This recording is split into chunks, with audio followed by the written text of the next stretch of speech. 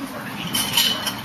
My job as chairman is to oversee the operation, make sure things get done, and then also watch elections of a statewide importance to Nebraska. So that's what I do. I have something I wanted to start off with a quiz. And I know you already started with something, but I failed. here it is.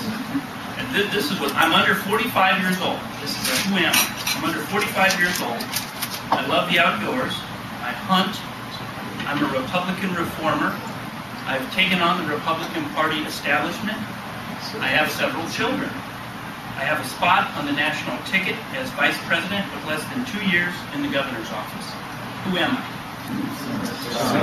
You can say Sarah Palin. Here's another answer. How about Teddy Roosevelt in 1900? He was vice president for William McKinley. Basically the same qualifications as Sarah Palin. And one thing that we will talk about, I just want to talk for a little bit, and then I'll take your questions because I'm a little bit better at give and take, giving a spiel. But in going around and talking to folks, most people, when I do get up over the last couple of weeks, is, hey, have you met Sarah Palin? What do you know about Sarah Palin? She really has engendered a lot of excitement in the Republican Party, not only nationally, but also in the state of Nebraska, too. I tell you, after she was named vice presidential pick by John McCain on that Friday, our phones at the state party literally were ringing off the hook. People wanted to volunteer, they wanted signs, they wanted bumper stickers, and so her addition to the national party ticket really has raised the excitement level to a point that, well, I hadn't seen in a while.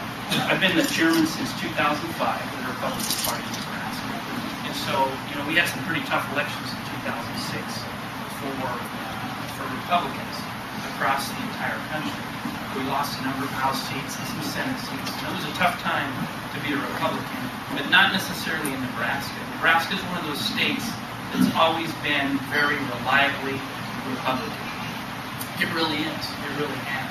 And so that's one of the reasons why it's a little bit unusual that we see, if you talk about the Obama campaign and what the Democrats were up to, well, the Democrats now have looked at our unusual means of allocating electoral college votes, and they think that they have a chance in Omaha or in the 2nd Congressional District.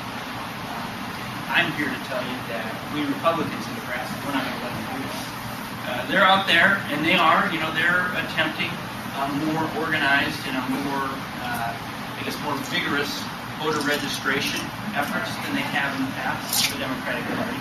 But I can tell you that it may change the numbers a little bit, but it's not going to change the overall effect or the overall dominance of the Republican Party in the state of Nebraska. And I'm not saying that to kind of overstate my case. I don't want to be overconfident or anything like that. We don't take anything for granted. But if you look at the voter registration statistics in Nebraska, last time that they were counted, Republicans accounted for about 47% of the registered voters in Nebraska.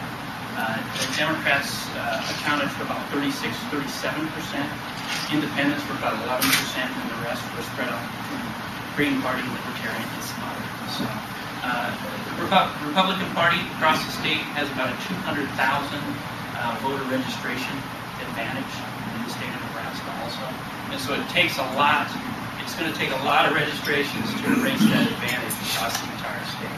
Now, one thing you can say is in the 3rd district, obviously, is where probably we have the most heaviest concentration of Republican registrations and voters. And then it kind of wanes a little bit further eastward you go. And I'm from Omaha, so I kind of know that. But the further west you get, and even, we talk about west of 72nd Street. West of 72nd Street is basically where Republican country ends in the state of Nebraska.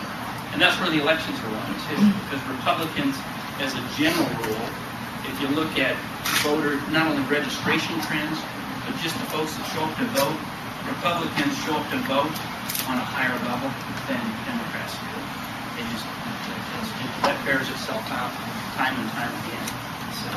So I had the opportunity yesterday. I ran into John Dale, our Secretary of State, and I asked him what he thought the voter turnout was going to be this year. And he actually was pretty optimistic. He thinks we may have a record.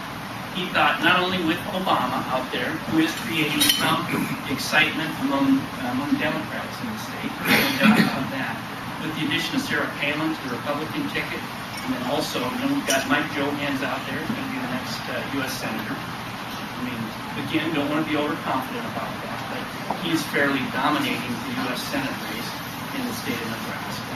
We've got our 3 congressmen that are up. Adrian Smith in the 3rd District, actually doing quite well. The other candidate running against really doesn't have a whole lot to, he's not getting a whole lot of traction in the 3rd District. If you look to the 1st Congressional District, Jeff Fortenberry, again, a very strong candidate. He's looking very well. And probably the toughest race we have, if you want to call it a tough race, is in that 2nd Congressional District, that'd be Lee Terry. And Lee Terry's opponent is a fellow by the name of Jim Esch. And what he said is that he's hoping to basically to latch on to Obama's coattails to get him to victory. He's counting. And so we'll see what happens. But it's our job as a Republican Party to make sure that doesn't happen. So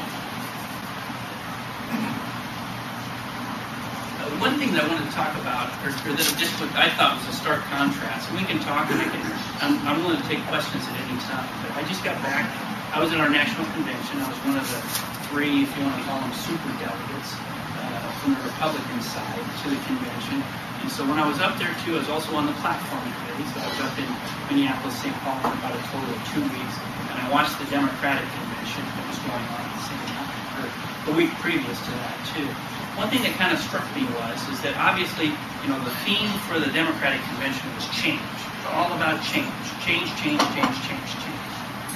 When we got to the Republican convention, the theme was country first.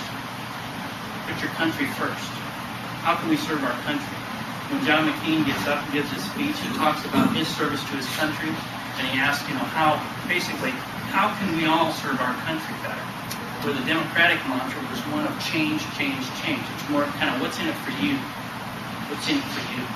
And that kind of struck me as kind of a stark contrast between the 2 parties and what they're trying to accomplish. And so if you want my zinger line too, I got my talking points from the RNC. They always send them out.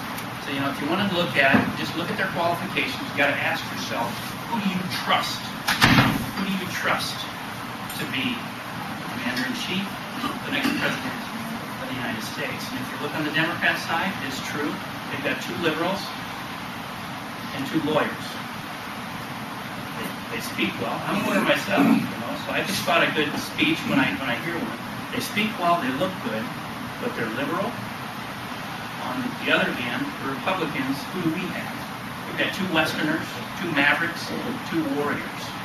And the question that you have to ask yourself is, who do you trust going forward? Who do you want to be